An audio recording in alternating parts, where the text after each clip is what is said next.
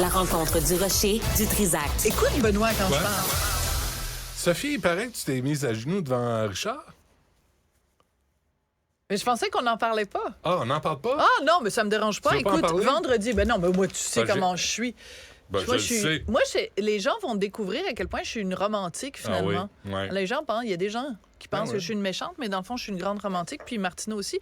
Alors, vendredi, à l'émission Le Monde à l'envers, on a fait comme un petit peu spécial Saint-Valentin. Ouais. Il y avait une dame qui était là pour nous parler de polyamour. Richard et moi, on y a dit Richard jamais. s'est mis une cravate. Jamais. Richard, il a mis une cravate, il avait même un petit gilet. Ben il oui. est habillé comme Jacques Parizeau, C'est maudite toi affaire. qui l'as habillé. Et tu fous, j'haïs ça quand tu portes un gilet. Je trouve ça insupportablement... J'aime Mais pas ça. malgré ça... Mais Martineau sait que j'aime pas ça, mais il continue, il persévère en plus à mettre son petit gilet. Et tout ça pour dire que j'avais prévenu l'équipe de l'émission que à la fin, tu sais, on fait toujours un petit monde à l'endroit, on se quitte sur quelque chose de cute et de mignon. Et là, je leur avais dit, je veux souligner simplement le fait qu'en septembre, ça va faire 20 ans que Richard et moi, on est mariés. Puis on avait une photo de mariage. Benoît Aquin, cet excellent photographe, quand on s'est mariés, Richard et moi, il a pris une photo de nous, tu sais, robe de mariée, smoking, en dessous de l'échangeur turco. Donc, on est vraiment tous les deux appuyés l'un sur l'autre, entourés de cette structure de béton. C'est une idée de Benoît Aquin, parce qu'il disait... C'est comme le dernier refuge, tu sais, dans un monde froid de béton. Ben, le couple existe encore. L'amour existe encore. Donc, je leur avais demandé de mettre cette photo-là à l'écran. Puis là, je me suis levée. Puis je me suis mise à genoux devant Richard. Puis j'ai dit, écoute, en septembre, ça va faire 20 ans qu'on est mariés.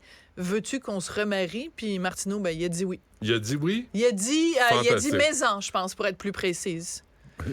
Est-ce qu'il était ému? Oui, il était manifestement très ému et je l'étais moi aussi. Et en fait, tous les gens de l'équipe étaient très émus aussi. Et je tiens à préciser que on se remarie, mais ça va être plus petit que quand on s'est marié. Parce que quand on s'est marié, t'étais là. Je sais pas si t'es invité au remariage du Trisac. Surtout quand tu me dis des méchantes affaires juste avant d'entrer en ondes. Ça, t'es en train de te magasiner une non-invitation à mon remariage. Marianne demande si l'équipe va l'être. Non, mais ça va être tout petit. Ça va être un tout petit Donc, remariage. Non, petit remariage. Non, pas tout petit. Marianne, la réponse, c'est non. Tu ne serais pas invité. Fin de l'histoire. T'auras essayé. Une fille s'essaye. C'est tout. Bref, c'est parfait. Non, j'irai pas raconter toutes sortes d'affaires. C'est beau l'amour, c'est beau quand l'amour. Les gens s'aiment, puis on n'a pas besoin d'être cynique tout le temps. Mais sans vouloir, mais juste parlons-en un petit peu quand même, parce que demain ou après-demain, je sais plus, c'est la Saint-Valentin. Moi, je m'entorche complètement de la Saint-Valentin, ça me passe, mais alors 92 000 pieds par-dessus la tête. Par contre... Je trouve que dans le monde dans lequel on vit, tu sais, quand t'as des tremblements de terre, quand t'as des gars complètement qui ont perdu la boule, qui rentrent dans des garderies, qui tuent des enfants, quand t'as des attentats, il y a eu un attentat encore une fois en Israël, la même chose, quelqu'un qui est rentré dans un arrêt d'autobus qui a tué 2 petits-enfants, 6 ans, 8 ans. C'est dur, le monde est dur. Il faut trouver un prétexte. Il faut s'aimer un peu. Oui. Puis tu sais, la fameuse chanson de Daniel Lavoie, il s'aime malgré les bombes, malgré la menace et les bombes qui tombent, je me souviens plus des paroles, mais c'est ça, il faut qu'il y ait dans la société de schnout dans laquelle on vit, des petits espaces comme ça, une bulle familiale, une bulle de couple pour se protéger. La vie est dure, Benoît. Parce que le cynisme, moi je trouve ça drôle, là, le cynisme, tu sais, puis t'analyses la politique, t'analyses les phénomènes sociaux. Peut-être qu'on parlera des médias sociaux, je sais pas, là, mais tu sais, à un moment donné, le cynisme peut pas entrer dans ta vie privée. Voilà. T'sais, et ça, c'est dangereux. Puis on sait que la Saint-Valentin, c'est une grosse manigance de marketing, mais aussi, on peut profiter de l'occasion pour dire aux gens avec qui on vit, qu'on les aime, puis prendre un moment, tu sais, qu'on aime nos amis puis nos proches. Ça devient important dans le monde dans lequel on vit, ça devient important. Ouais, puis tu vois, moi, l'affaire, c'est que c'était la fête de Mme Dutrisac samedi. Ah oui? Fait qu'en même temps... Son anniversaire, tu veux dire? Oui, son anniversaire. Et bref, en même temps, je dis, tiens, voilà tes fleurs de Saint-Valentin, voilà des fleurs pour ta fête, puis chante-moi plus. C'est là que tu lui as acheté son aspirateur, ou ça, un blender, je pense. Un blender. fryer. Oui, Hein? un fryer avec, écoute, une poêle en téflon là, qui colle pas. Elle est contente. Elle est contente. Écoute, elle vend le four. Fun. Non, mais honnêtement, c'est profiter, je niaise, là, parce que c'était pas ça, mais profiter de l'occasion, offrir des fleurs aujourd'hui ou mercredi. Pas besoin que ça soit la Saint-Valentin. Puis Luc Dupont me disait, le pire moment d'aller au restaurant, c'est à la Saint-Valentin. C'est sûr. Mauvais service, tout est cher, t'as pas le temps de manger, c'est pas... étaler ça à la place. Et non seulement ça, mais quand tu vas au restaurant le jour de la Saint-Valentin, qu'est-ce que tu vois? Des gars qui ont été traînés au restaurant par leur blonde, puis manifestement, ça leur fait pas plaisir. Ou l'inverse, des filles qui sont traînées au restaurant par leur chum parce que ça leur fait pas plaisir, parce qu'ils sont là par obligation, parce que c'est écrit dans le calendrier, c'est l'affaire à faire.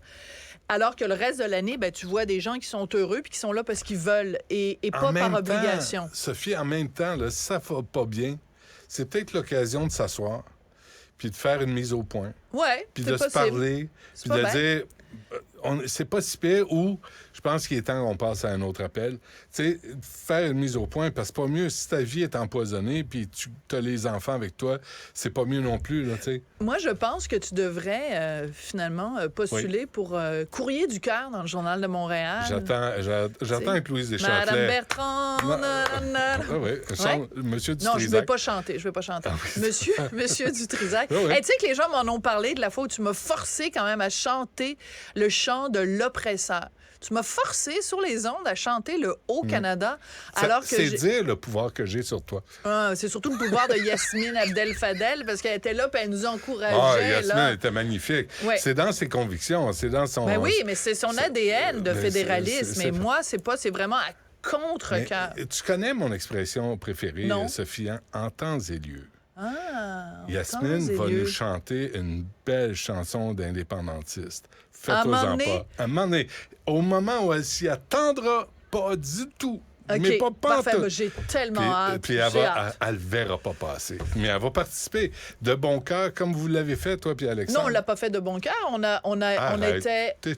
Ça nous donnait envie de faire ce que Amira El-Gawabi fait quand elle lit des choses sur les Canadiens français. Au niveau de Mme El-Gawabi dans la vie.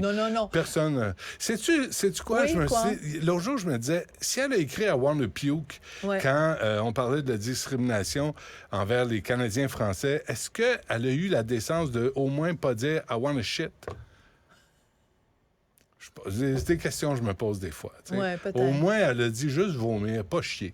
Je me dis, il y a eu comme une évolution dans le... Je pense que t'es trop gentil. Je ne sais pas ce qui se passe. Qu'est-ce qui t'arrive? T'es en train de devenir... C'est la Saint-Valentin. T'es en train de devenir moins grognon, Non, ne me parle-en pas. Entretiens ma réputation. Oui, OK. Non, c'était vraiment très, très grognon, Benoît Dutrisac. Fait qu'écoute, bonne Saint-Valentin à l'avance, puis... On se reparle demain et on t'écoute à 2h30. Merci.